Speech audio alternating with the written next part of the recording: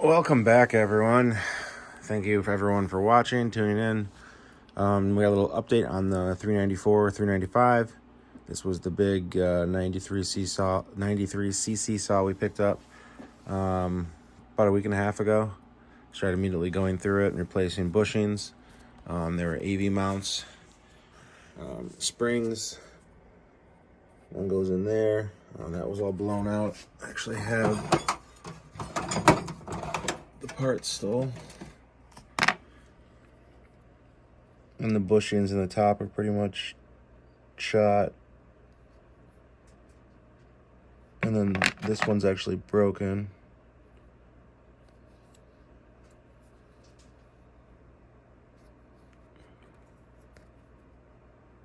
It's all cracked and busted.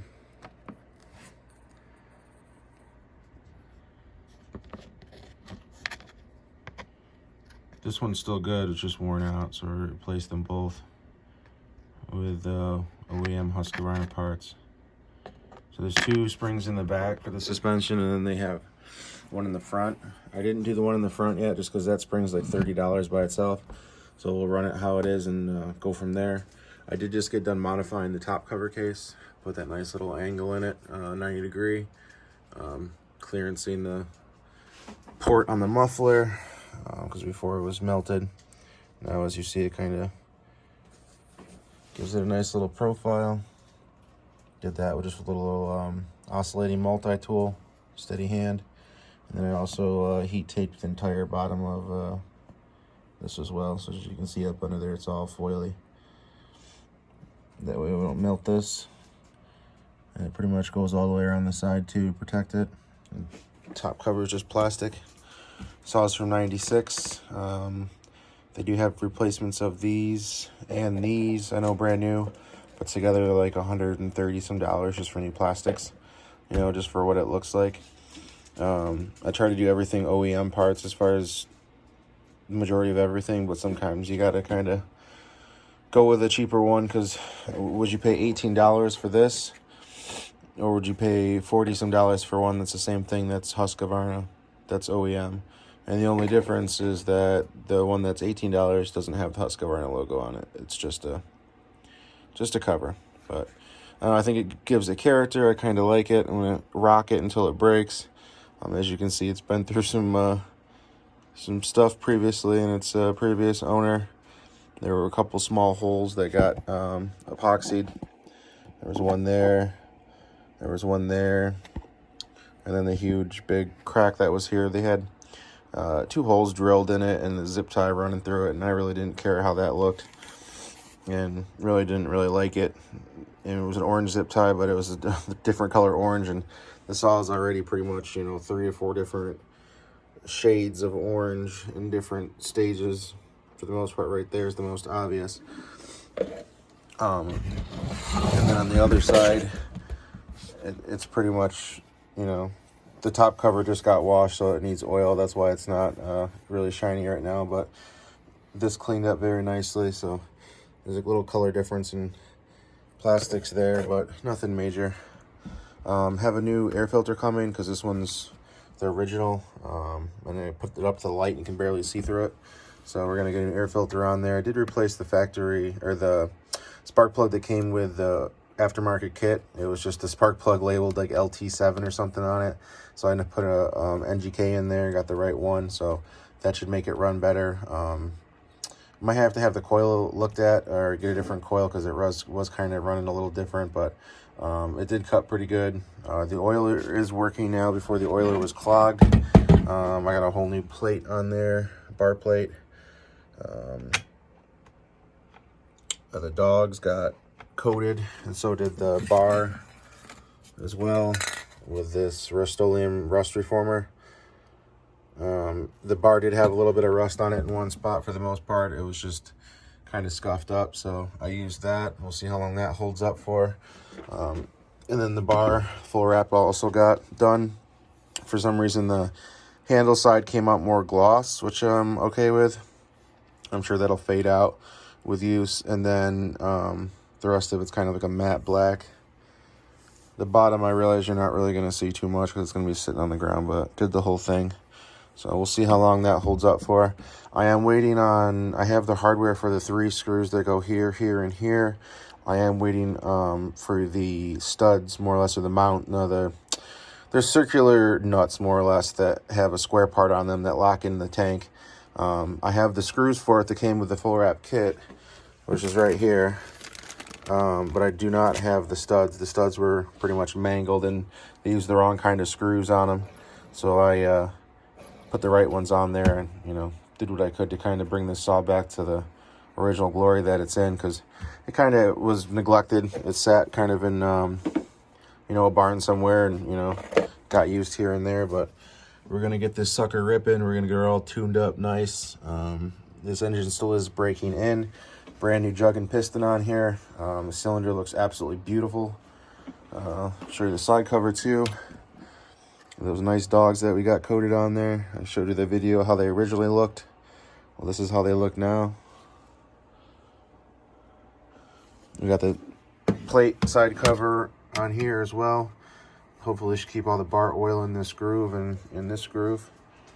And then we have the chip deflector epoxied in there as well. So we should be good to go with that. Waiting on a few more parts and we'll get her all together. But this is coming along very, very nicely, and I'm very, very happy with this saw.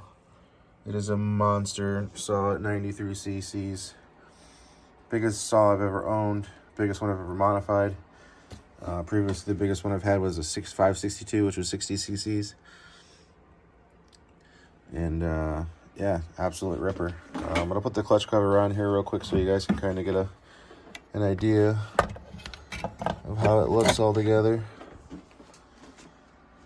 I think it looks straight up badass. Just gotta get the handle put on there. Like I said, I got the 3 screws that go there, but I need the studs on the bottom for the nuts for the bolts that I have to go into. And then this plate goes in the middle of the full wrap underneath it and kind of joins it together. So yeah, everything's going along pretty well. I'm happy about how the handle turned out. This was brand new out the box, and I masked it off and started spraying it. So we'll see how this coating holds up. I'll see how long it holds up on the dogs. I've had good success with it. I also did this plate as well, and I did the screw heads as well, because the screw heads were rusted on most of them, including these ones. So pretty much every screw that you see pretty much that I've taken a part off of, I refinished the screw and refurbished it more or less. That way it looks nicer and newer. Pretty much going for you know, a really clean 394/395 look.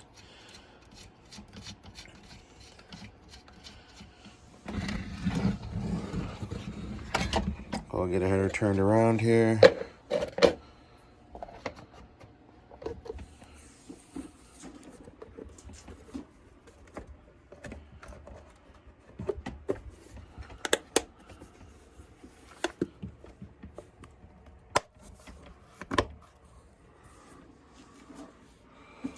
She is a big mama jama. Thinking about calling her Bertha. I don't know yet. Not really one to name my saws, but this one definitely is gonna make a name for itself. That's for sure. The saw is absolutely massive.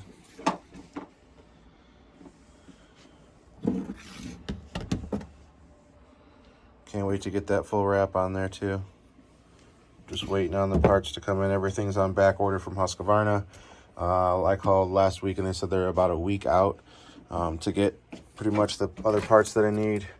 I've gone through and replaced suspension parts and pretty much the smaller stuff that I could. But it's pretty much all I can do until I get another bag of parts in the mail and can replace some more buffer and some more springs and stuff like that. I did order a new worm gear for this because I wasn't sure if the oiler was working. I did blow compressed air through it. Thankfully, it did blow out the clog. Last time I just ran it, started up without the side cover on it. It was putting oil out the normal hole like it was supposed to before it was only coming out of the breather. But this is the update on the 394/395. It's looking really good. Really happy with the progress of it. And it's just an absolute massive saw.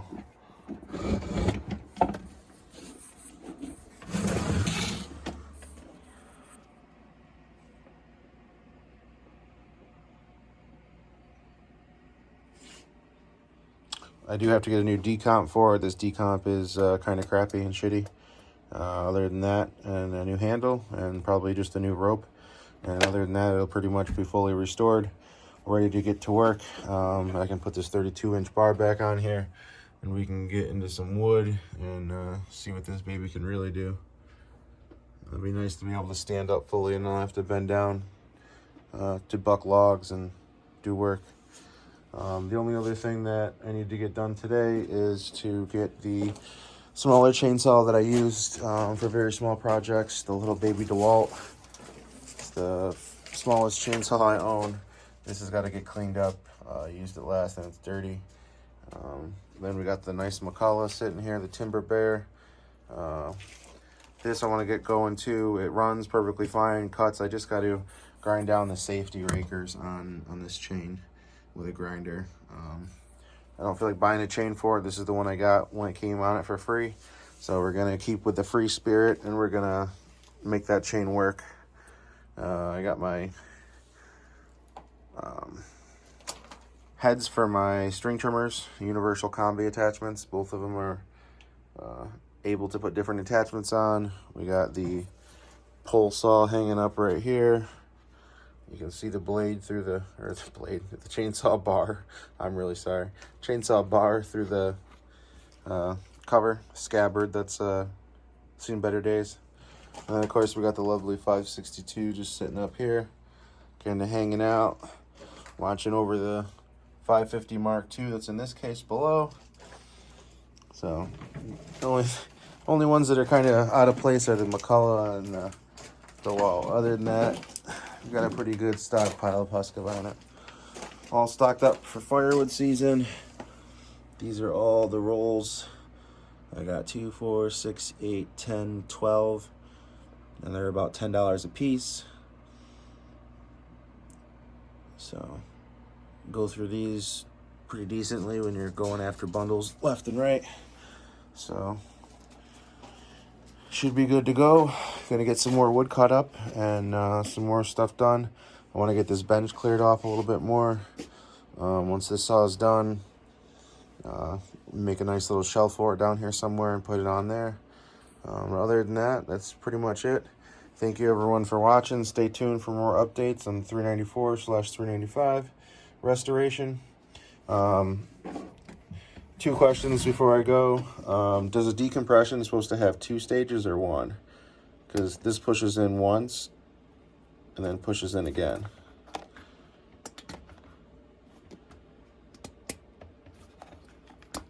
So I'm not sure if this is normal or not. Someone told me to replace it. Like it almost clicks twice. And then the stop switch, is this supposed to go back to the other side? And is it supposed to be that hard to move? I know these are discontinued parts, so I'm not sure. Let me know. Random stuff. Hope everyone liked it. Thanks for watching. There's one more look at that cover from the top side. Fits that pipe perfect. Take care, everyone. Thanks for watching. Like and subscribe if you like what you see. Thanks.